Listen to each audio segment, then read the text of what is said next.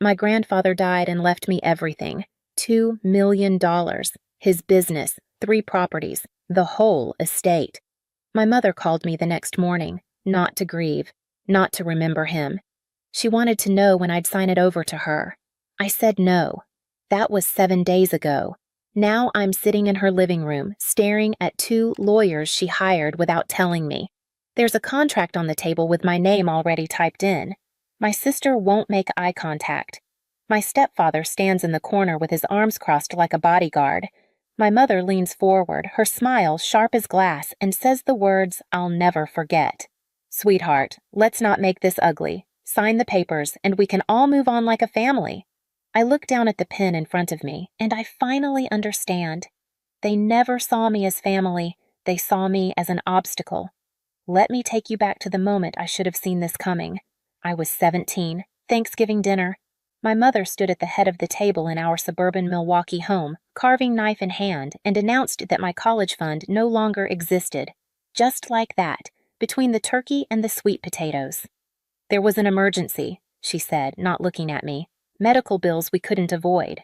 My sister Rachel nodded sympathetically, though I'd later find out she'd received a brand new car that same month. My stepfather Colby poured himself another scotch and said nothing.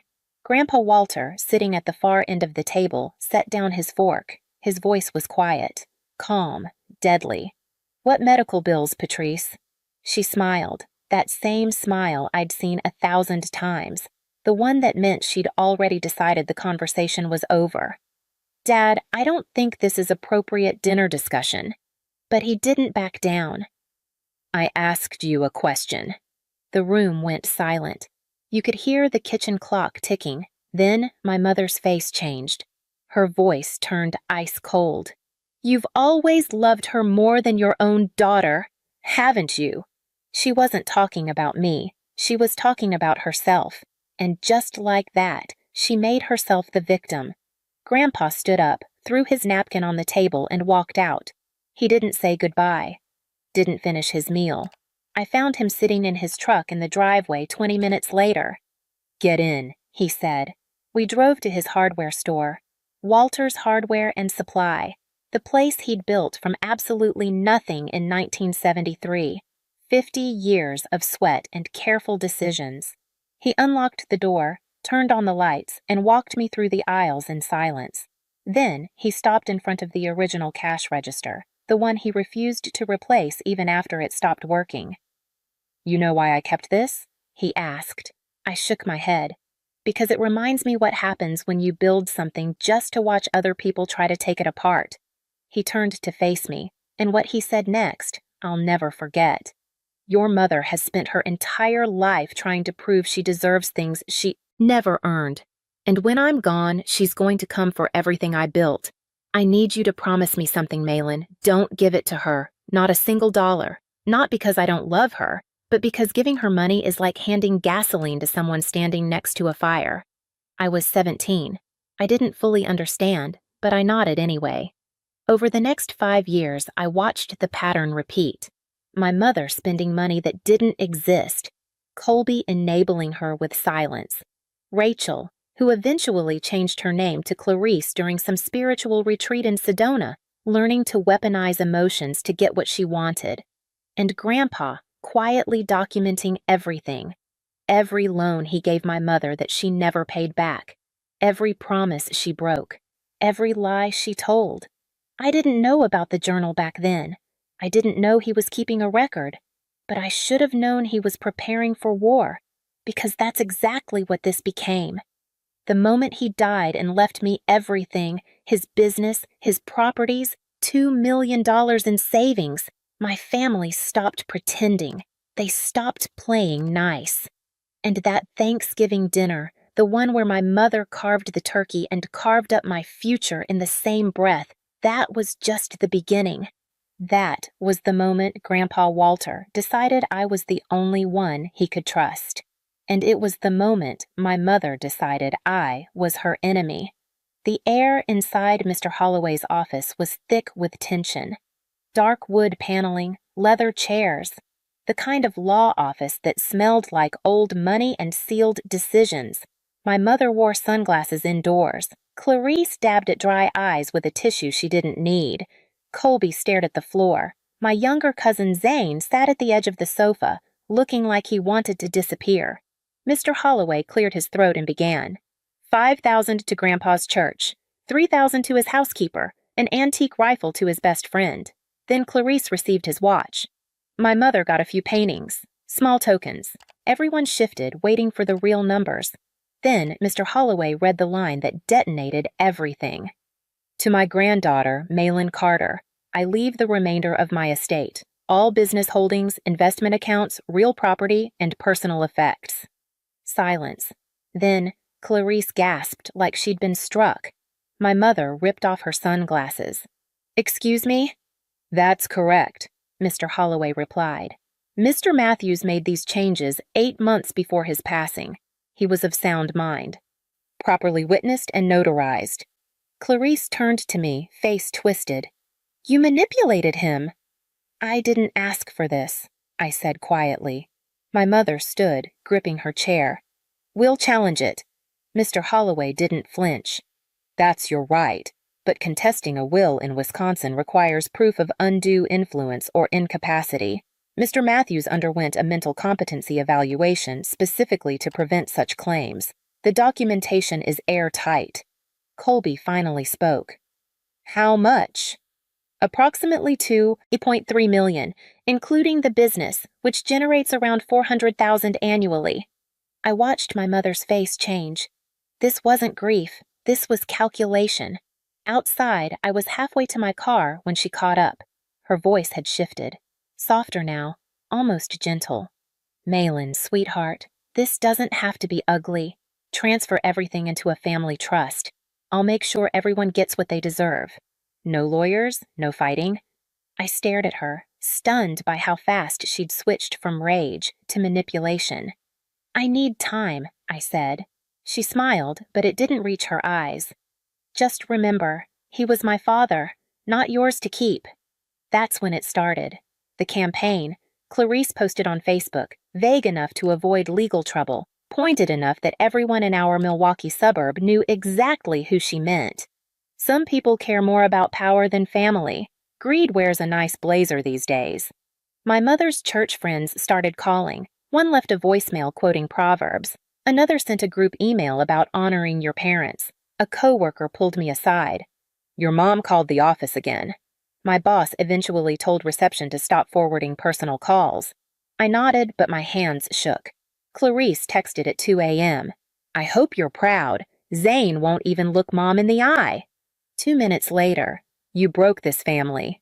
I didn't respond, but I knew this was just the beginning. The call came just after midnight. I almost didn't answer when I saw Craig's name. My brother-in-law, Clarice's husband. His voice slurred before he even said hello. "You think you're better than us?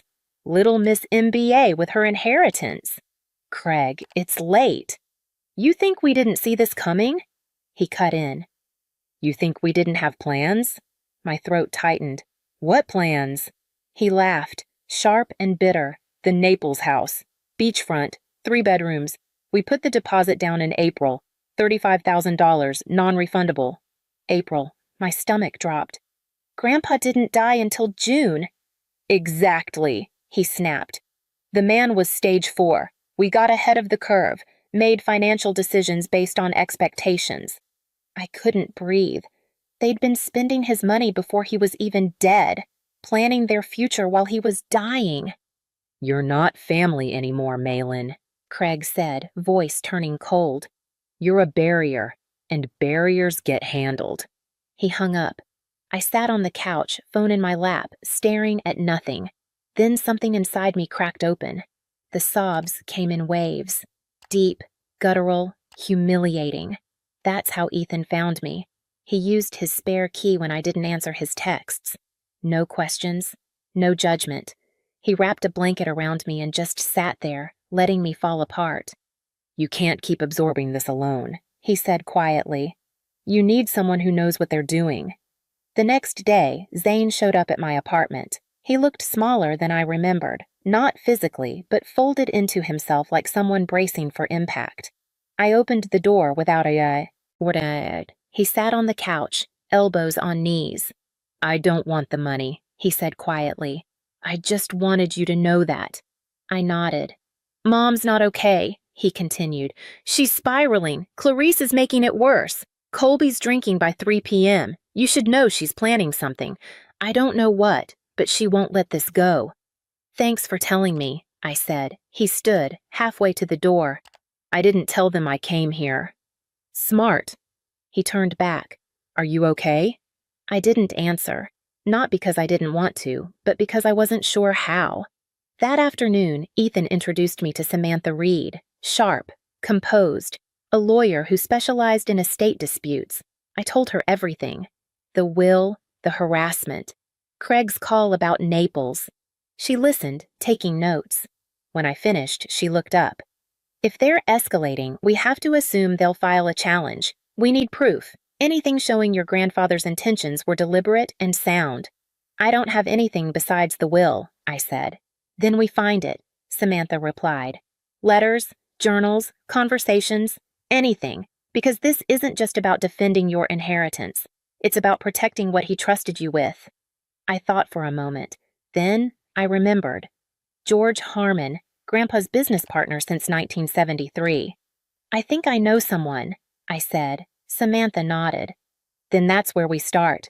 And Malin, stop answering their calls. George Harmon met me at a small diner off Interstate 94, the kind of place Grandpa used to love. Red vinyl booths, coffee that tasted like it had been sitting since morning, waitresses who called you hun. George stood when I walked in, still strong despite his 70-something years, and wrapped me in a hug that knocked the air from my chest. You look like him, he said quietly. Around the eyes. We sat, ordered coffee, and when I told him what was happening, the harassment, the threats, Craig's confession about spending the inheritance before Grandpa even died, he didn't look surprised. He looked sad. Walter worried about this for years, George said, stirring sugar into his cup. He tried everything. Loans, second chances, guilt. But they never changed. That's why he left it to you, Malin, not out of favoritism, out of clarity. You were the only one who ever cared about the work, not just the reward. He reached into his coat and pulled out a sealed envelope. My name was written across the front in Grandpa's careful, blocky handwriting, the kind he used on invoices and order forms. He gave this to me 8 months before he passed, George said. Told me to deliver it if things got ugly. My hands shook as I took it. Back at my apartment, I sat on the floor and opened it. Inside were 3 pages, handwritten in blue ink. He wrote about the years he spent watching the family fall apart financially, the excuses, the lies, the damage. He wrote about Patrice maxing out cards in his name, about Clarice asking for loans she never paid back, about Colby's silent complicity. Then he wrote about me, about how I'd shown restraint, work ethic, loyalty without expecting anything in return. He ended with a single line that hit me harder than anything else. You are the only one I trust not to spend what I built, but to protect it. I cried, reading it. Then I remembered something, the small metal lockbox Grandpa had given me years ago. For important papers, he'd said. I'd kept old tax documents in it, insurance forms, nothing special. But now I pulled it down from the closet shelf and opened it again. Tucked between the papers, underneath everything, was a leather-bound journal. I'd never noticed it before. I flipped it open. Page after page, written in his handwriting. Dates, amounts, names, every loan he'd given, every promise broken, every lie exposed. March 2018. Gave Patrice $5,000 for Clarice's medical bill. Saw Patrice at the casino 2 days later. June 2019. Colby asked for $12,000. Business investment, he said. Bought a boat 3 weeks later. October 2020. Patrice claimed the mortgage was 3 months behind. I paid it. Found out later she was current. Money went somewhere else. Line after line. Year after year. A complete record of betrayal. I called Samantha immediately. I found it, I said. Found what? Everything. Letters, a journal, documentation of every dollar he gave them and every lie they told. There was a pause. Then Samantha's voice, steady and sure. Scan everything. Bring me copies tomorrow. And Malin, do not tell anyone you have this. Not yet. What happens now? I asked. Now, she said, we prepare for war. I hung up and looked down at the journal in my lap. Grandpa had been building this case for years, not because he was cruel, not because he wanted revenge, but because he knew exactly who they were, and he'd been preparing me to face them. The question was whether I was strong enough to finish what he started. The living room was already full when I arrived. Clarice, stiff on the couch, Colby pacing near the window, Zane in the corner, arms folded tight, and the two men in pressed suits standing by the fireplace with leather folders in hand. My mother greeted me with that dangerous smile. These gentlemen are here to help formalize a fair redistribution of the estate, she said sweetly, to keep things civil. They presented it like a compromise, 20% for me, the rest divided among the family. A generous offer, one lawyer said, sliding papers across the coffee table.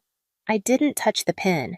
Instead, I reached into my bag and pulled out my own set of documents, receipts, emails, bank statements, the letter from Grandpa, a copy of the will, and a USB drive. I laid them out one by one, like evidence at a crime scene. Before anyone signs anything, I said calmly, I think we should review some history. I opened Grandpa's journal and read, aloud, date after date, dollar amount after dollar amount. March 2018, gave Patrice $5,000 for Clarice's medical emergency. Saw her at Potawatomi Casino 2 days later. Clarice's face flushed. June 2019, Colby requested $12,000 for a business investment, bought a boat in July. Colby stopped pacing. My mother shifted in her seat, but I kept going. October 2020, Patrice claimed the mortgage was 3 months overdue. I paid $14,000, later discovered she was current, money unaccounted for. The room went silent. Then I held up the USB drive. And this is a recording of Craig admitting that you put a $35,000 deposit on a house in Naples, in April, 2 months before Grandpa died.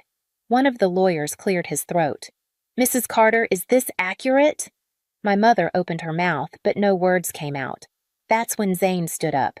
It's true, he said, voice steady. All of it. I've seen Mom spiral for years. I've heard the conversations when they thought I wasn't listening. She's lied about money my whole life, and I'm done pretending this is about fairness. Clarice turned on him. Zane, sit down. No, he said firmly. She's the only one who never took anything. The only one who actually cared about Grandpa, not his bank account. I'm done. My mother finally found her voice. You have no idea what I've sacrificed. Neither do you, I said quietly. Before she could respond, Samantha Reed walked in from the hallway exactly on time. I'm Miss Carter's legal counsel, she said clearly, and I strongly advise everyone here to reconsider their next move. Contesting this would require proving undue influence, but given the documented history of financial mismanagement and a recorded confession of preemptive spending, any judge would see this for what it is. She paused. Harassment of a beneficiary can also result in civil penalties, so I suggest we end this meeting now. The two lawyers gathered their papers without a word. My mother stood slowly, her face a mask I couldn't read. She walked past me without speaking. Clarice followed. Colby was the last to leave. He stopped at the door and looked back. He would have been proud of you, he said quietly. Then he was gone. Zane moved in with me the following week. We rebuilt the business together, modernized the inventory system, hired back employees Grandpa had trained. I set up a foundation in his name, grants for young tradespeople with no safety net. The kind of thing he would have loved. 6 months later, my mother sent a text. One word. Truce. We met for coffee. She looked older, tired. She mentioned therapy, Craig leaving, Small fragments of honesty. I didn't forgive her, but I didn't shut the door either. Some bridges take time. Last month, Ethan proposed. The ring is simple, quiet, like the life we're building. I still carry Grandpa's journal. Not as a weapon, as a reminder. He didn't just give me his legacy. He trusted me to grow it, and every day I'm learning what that means. If this story moved you, share your thoughts in the comments, and don't forget to subscribe because every family has secrets. Some are just worth more than others. I was 27 when Dad died, and my half-brother Richard decided it was the perfect time to remind me I wasn't really family. The funeral was held at St. Catherine's Church in Greenwich, Connecticut. The pews were filled with Dad's business associates, country club friends, and distant relatives I'd met maybe twice in my life. I sat in the back row wearing a simple black dress from Macy's, watching Richard hold court in the front. Richard was 42, 15 years older than me, the son from Dad's first marriage. He stood at the entrance after the service, shaking hands and accepting condolences like he was receiving guests at his own party. His wife Veronica stood beside him in a designer black suit that probably cost more than my monthly rent. "Thank you for coming," Richard said to each person, his voice perfectly calibrated between grief and composure. Dad would have appreciated it. I waited until most people had left before approaching to pay my respects. "Cassie," Richard said when he saw me. His tone was cool. "You made it." "Of course. He was my father." "Half-father," Veronica corrected quietly but loud enough for me to hear. Richard's jaw tightened. "We need to talk. After the reception. About Dad's estate." "Hey," I said. "There are decisions to be made. Family decisions." The emphasis on family wasn't subtle. Never was with Richard. The reception was held at the Greenwich Country Club, where Dad had been a member for 30 years. The room was elegant. Crystal chandeliers, white tablecloths, servers circulating with champagne and canapes that looked like tiny pieces of art. I stood near the bar, nursing a ginger ale, watching Richard network. He moved through the room like a politician, touching elbows, laughing at jokes, mentioning his father's legacy and his role in preserving it. "Cassandra." A woman approached, my Aunt Susan, Dad's sister. "How are you holding up, dear?" "I'm okay. Thank you for asking. It's so sad. Robert was far too young." She sipped her wine. "Are you still working at that nonprofit? The environmental one?" "Ocean Conservation Alliance." "Yes. That's lovely. So important." Her tone suggested she thought it was neither lovely nor important. "And you're still living in Brooklyn?" "Yes." "How bohemian." She patted my arm. "Well, I'm sure Richard will make sure you're taken care of.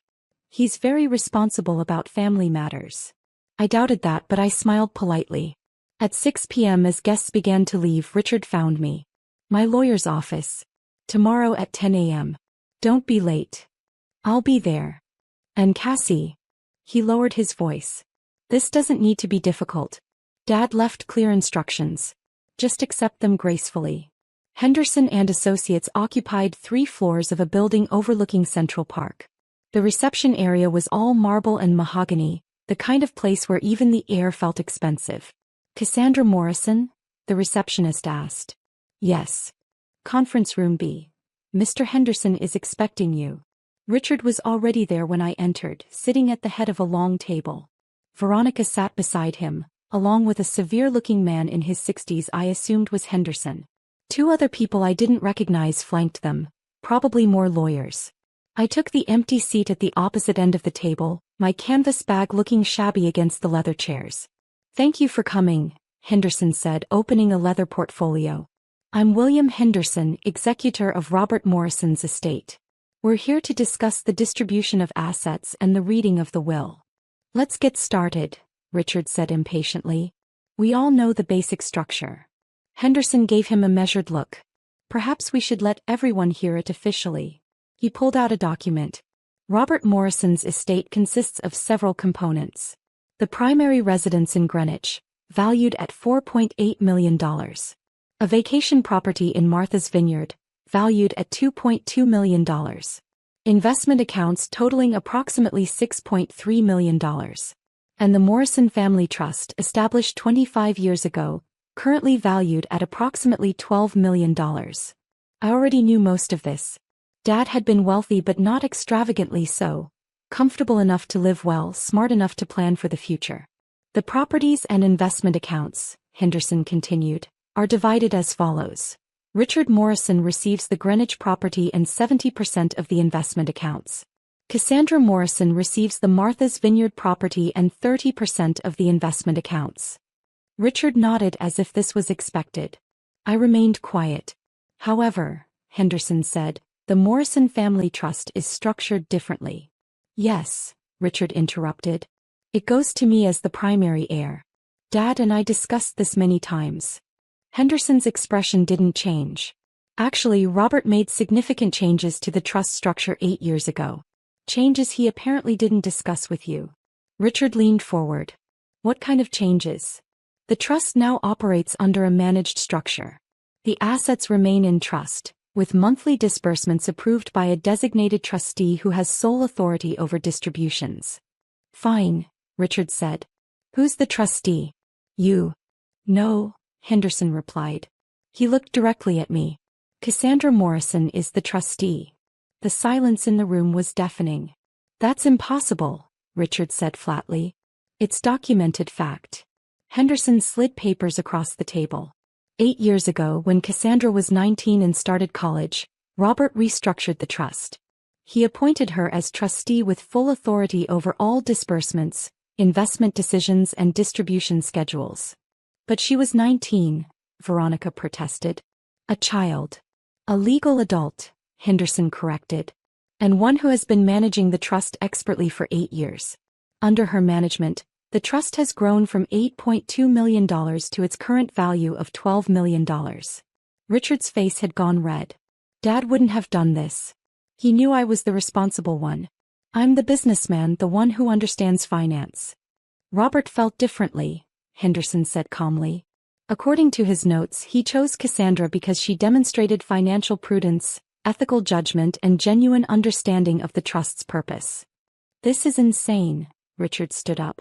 She works at a nonprofit making what, $40,000 a year? She lives in a studio apartment in Brooklyn.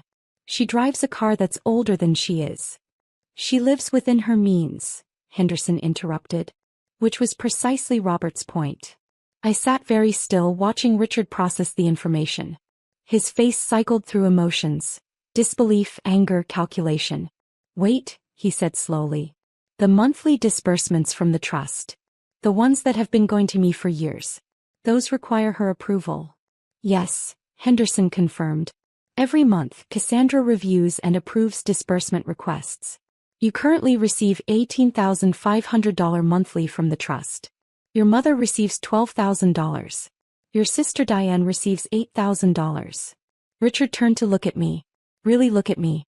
You've been approving my trust money? Yes, I said quietly. For how long? 8 years. And you never said anything? Dad asked me not to. His hands clenched into fists. Why? He wanted to see how you'd treat me without knowing. The words hung in the air like an accusation. Because they were one. Veronica found her voice. This is clearly some kind of mistake. Robert was elderly, possibly confused. Robert Morrison was 63 and in perfect mental health when he made these arrangements, Henderson said firmly. And he reaffirmed them every year through annual trust reviews. The last reaffirmation was 6 months ago. I'm contesting this, Richard announced. This is undue influence. She manipulated him. Mr. Morrison, Henderson's voice was sharp now. I strongly advise against that course of action. The trust documents are comprehensive and legally unassailable. Any attempt to contest them would be expensive and futile. Moreover, he paused, pulling out another document. Robert included a provision. Any beneficiary who contests the trust structure is immediately and permanently eliminated from all future disbursements. Richard sat back down slowly. The purpose of this meeting, Henderson continued, is to inform all parties of the trust structure and to clarify current arrangements. Cassandra, as trustee, has absolute authority over disbursements. She can continue them, modify them, or discontinue them at her discretion. She wouldn't discontinue them, Richard said, but his voice was uncertain. We're family. I met his eyes. Are we? What? You just told me yesterday that I'm out of the will.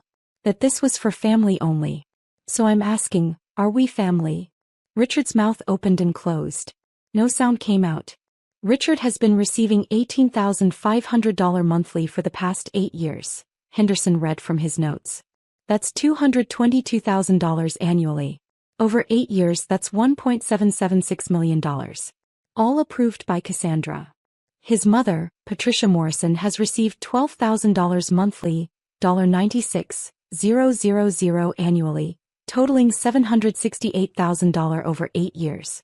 His sister Diane has received $8,000 monthly, $96,000 annually, totaling $768,000.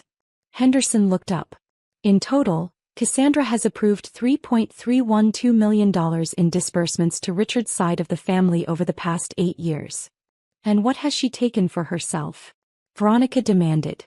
The trustee fee as specified in the trust documents, Henderson replied.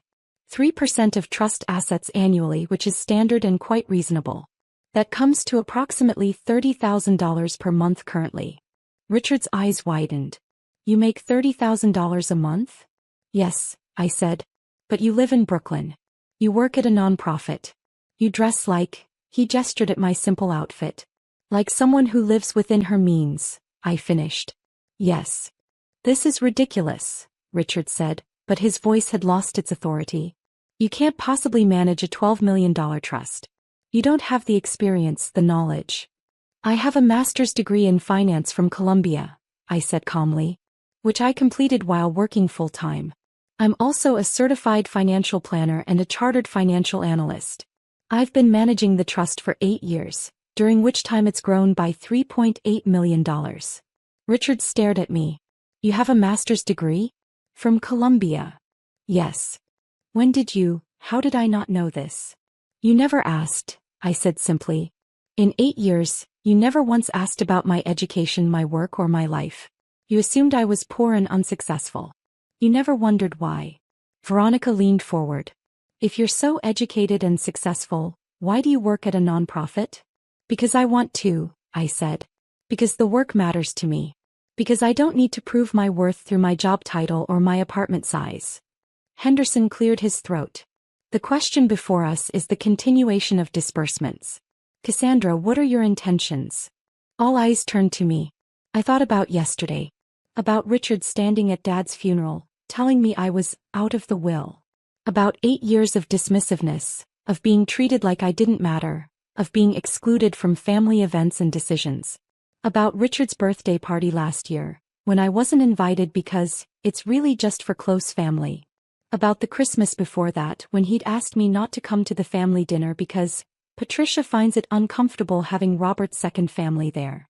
About 1,000 small cruelties and exclusions, all delivered with the certainty that I was too poor and powerless to matter. I haven't decided yet, I said. What do you mean you haven't decided? Richard's voice rose. We're family. You can't just. Can't I? I asked. You were ready to cut me out entirely yesterday. Why should I be more generous to you than you were prepared to be to me? That was different, he said desperately. The will is different from the trust. Dad left you the Martha's Vineyard house and 30% of his investments. That's generous. That's more than fair for.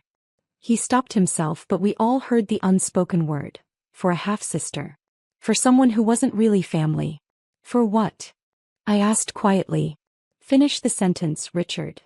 He looked down at the table. The Martha's Vineyard house, I said, is worth $2.2 million. The 30% of investments is about $1.9 million. That's $4.1 million. Which sounds like a lot, except you're getting the Greenwich house worth $4.8 million plus $4.4 million in investments. That's $9.2 million. More than twice what I'm receiving. I'm the oldest, Richard said. The primary heir. That's how these things work.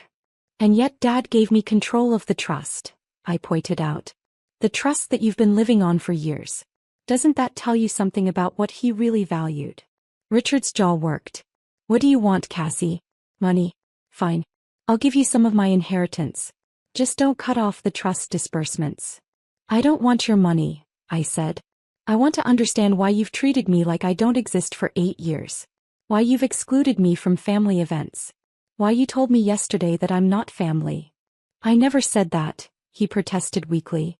You said the will was for family only. What else could that mean? Veronica spoke up. Richard didn't mean it that way. He was upset, grieving. He meant it exactly that way, I interrupted. He's always meant it. I'm the inconvenient reminder of Dad's second marriage. The half-sister who doesn't quite fit. The one you tolerate but never include. That's not true, Richard said, but his voice was hollow. Isn't it? When's the last time you invited me to a family gathering? When's the last time you called to ask how I was? When's the last time you treated me like someone who mattered? He had no answer. I stood up, gathering my bag. Mr. Henderson, what do I need to do to formally assume full control of the trust? You already have full control, he replied. But there are some administrative documents to sign. We should schedule a private meeting. Let's do that. I turned to Richard. You'll receive a letter from Henderson's office outlining the new disbursement review process. I'll be conducting a comprehensive review of all trust distributions over the next month. A review. Richard's face went pale. What does that mean? It means I'm going to look at how you've been spending trust money.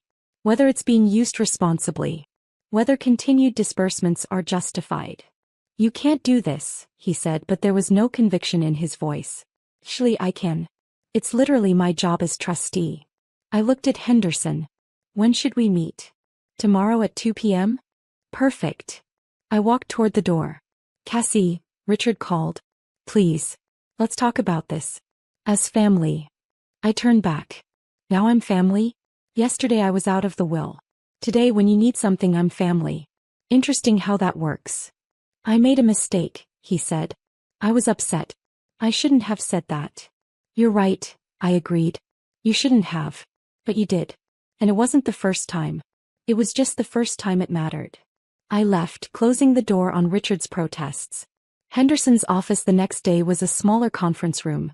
Just the two of us and coffee that probably cost more than my monthly subway pass. That was quite a performance yesterday, Henderson observed. Was it a performance? Wasn't it? He smiled slightly. You've been managing this trust for 8 years. You knew this moment was coming. Robert told me he expected it. I sipped my coffee. Dad said that. He said Richard would eventually reveal his true feelings. He said the funeral would probably be the catalyst. And he said you'd handle it perfectly. Henderson pulled out documents. He was very proud of you, you know. He had a strange way of showing it sometimes. He was trying to teach you both something. Richard needed to learn that success isn't about appearances or inheritance. You needed to learn your own worth regardless of others' recognition. Did I learn it? Henderson looked at me over his reading glasses. You lived in a studio apartment making $360,000 a year. You drove a 15-year-old Honda while approving Richard's BMW lease payments. You worked at a nonprofit because you cared about the mission, not because you needed the money. I'd say you learned it. I laughed despite myself. When you put it that way, it does sound a bit ridiculous. It sounds like someone who knows exactly who she is. He slid papers across the table. Now let's discuss the trust. What are your intentions regarding Richard's disbursements? I'd been thinking about this all night. I'm not cutting him off. Henderson nodded, unsurprised. But I am restructuring the disbursements. He's been living beyond his means, supplementing his lifestyle with trust money. That's not what Dad intended. What did your father intend? He wanted the trust to provide security, not enable excess. He wanted it to help family members build something meaningful, not maintain appearances. So what do you propose? I pulled out my own documents, a proposal I'd worked on until 3 a.m. Reduce Richard's monthly disbursement from $18,500 to $10,000. That's still $120,000 a year on top of his actual income. More than generous. And the conditions? He meets with a financial advisor. Creates a budget based on his real income. Develops a plan to live within his means without trust support. Henderson reviewed my proposal. This is well reasoned. Very fair, actually. I'm not trying to punish him, I said. I'm trying to help him. The same way Dad was trying to help him by structuring the trust this way. What about Patricia and Diane? Same structure. Reduced disbursements, financial planning requirements. They're all living beyond their means. They need to learn what I learned. That security comes from living within your means, not from spending someone else's money. Henderson made notes. This will not make you popular with Richard's side of the family. I know.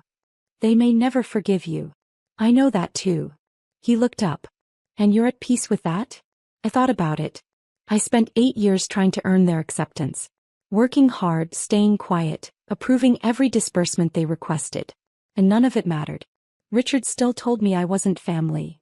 So maybe being family isn't about blood or acceptance. Maybe it's about doing right by the people who trusted you. Dad trusted me with this. I'm going to honor that trust even if it makes me unpopular. Henderson smiled. Your father chose wisely. The letter went out 3 days later. Richard called within an hour. $10,000 a month? His voice was strained. Cassie, I can't live on that. You make $180,000 a year at your job, I said calmly. Plus $10,000 a month from the trust is another $120,000.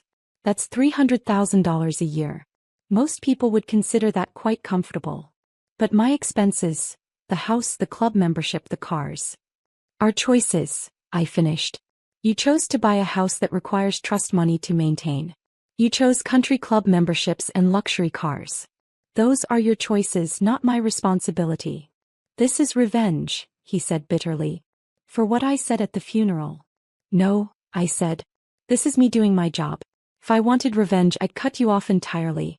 Instead, I'm helping you learn to live responsibly. I'm 42 years old. I don't need lessons from my little sister. Half-sister, I corrected gently. Remember? And apparently you do need lessons because you've been living on trust money while dismissing the person who approves it. He was quiet for a long moment. What do you want from me, Cassie? I want you to learn what Dad was trying to teach you. That real security comes from living within your means. That wealth isn't about appearances. That family isn't about inheritance or status. It's about how you treat people when you think they don't matter. And if I don't accept your conditions? Then the disbursements stop entirely, and you learn to live on your actual income immediately instead of with support and a transition period. I heard him take a shaky breath. You've really thought this through. I've had 8 years to think about it. I'm sorry, he said finally. For what I said. For how I've treated you. For all of it. I appreciate that. But sorry isn't enough. I need to see change. The financial advisor meetings. The budget. All of it. All of it. And if I do this, if I meet your conditions, then the disbursements continue. You get the support you need to transition to living responsibly. And maybe, eventually, we figure out how to actually be family. I'd like that, he said quietly. So would I. After we hung up, I sat in my small Brooklyn apartment looking out at the city. My phone buzzed with a text from Henderson. Patricia and Diane have both agreed to the new terms. Well done. I made tea and thought about Dad. About the trust he'd placed in me 8 years ago. About the lesson he'd been trying to teach Richard. And the one he'd been trying to teach me. That real worth comes from within. That money is just a tool. That family is defined by actions, not words or blood. I missed him. But I understood now what he'd been doing. 6 months later, Richard and I had lunch in Manhattan. He'd suggested it, reaching out for the first time to simply talk, not to discuss trust business. The financial advisor was helpful. He admitted over salads that he paid for with his own money. Painful but helpful. Veronica and I are selling the house. Moving somewhere smaller. How do you feel about that? Relieved, actually. The house was suffocating. We were drowning trying to maintain it. He looked at me. I've been thinking about what you said. About choices. You were right. I chose appearances over security. I chose status over peace of mind. A lot of people make that choice. But you didn't. He shook his head. You made $360,000 a year and lived in a studio apartment. Why? Because I didn't need more. Because the apartment was enough. Because I was happy. Were you? Are you? Thought about my life. My small apartment. My nonprofit work. My financial security that nobody knew about. My freedom from the performance of success. Yes, I said honestly. I am. I'm starting to understand why Dad chose you, Richard said. Not just to manage the trust, but as an example. You're what he wanted me to be. He loved you, I said. He just wanted you to find your own worth instead of performing for others. I'm trying. Richard pulled out his phone, showing me a spreadsheet. 3 months of living within budget. We've already saved $15,000. It was good. Strange but good. That's wonderful. Cassie, I need to say something. He put his phone down. I spent 15 years treating you like you didn't matter. Like you were less than. And all that time, you were managing millions of dollars, taking care of family and building a real life. I was the one who had it backwards. Richard. No, let me finish. You offered me grace I didn't deserve. You could have cut me off. You had every right to. Instead you helped me. You're helping me learn what I should have learned years ago. And I'm grateful. I felt tears threatening. Thank you for saying that. I want to do better, he said. As a brother. As family. Real family, not the performance of it. I'd like that. We finished lunch talking about real things, his kids, my work, our memories of Dad. It wasn't perfect. Years of distance don't disappear in one conversation. But it was a start. As we left the restaurant, Richard said, Thursday dinner at our new place next week? Nothing fancy. Just family. I'll be there. That evening, I walked along the East River, watching the sun set over Manhattan. My phone had messages from the nonprofit. A grant we'd been chasing had come through. Good news. Meaningful work. I thought about Dad and the trust he'd placed in me. About Richard slowly learning what real security meant. About family being built through choices, not blood. Henderson had been right. Dad had been teaching us both something. Richard needed to learn that worth isn't measured in appearances or inheritance. I needed to learn that my worth existed regardless of others' recognition. I'd learned my lesson. And now, slowly, Richard was learning his. The trust was growing. The family was healing. And I was exactly where I wanted to be, secure in myself, doing work that mattered, helping others learn what I'd learned. That real wealth isn't what you have. It's who you are when nobody's watching. It's how you treat people when you think they don't matter. It's living your values instead of performing success. Dad had known that all along. And now, finally, so did I. 1 year after Dad's funeral, the Morrison Family Trust stood at $13.2 million. Richard had paid off his credit card debt and moved to a house he could actually afford. Patricia downsized to a condo and started volunteering. Diane launched a business with savings instead of trust money. I still lived in Brooklyn. Still worked at the nonprofit. Still drove my old Honda. Not because I had to, but as I wanted to. Because my life was exactly what I chose it to be. Every Thursday Richard and I had dinner. Sometimes with Veronica and the kids. Sometimes just us. Slowly, carefully we were building something real. Not the performance of family. The authentic thing. And every month I managed the trust Dad had left me. Not just the money. The lesson. That real worth comes from within. That family is defined by actions. That success is measured not by what you have but by who you become. Dad would have been proud. Finally was too.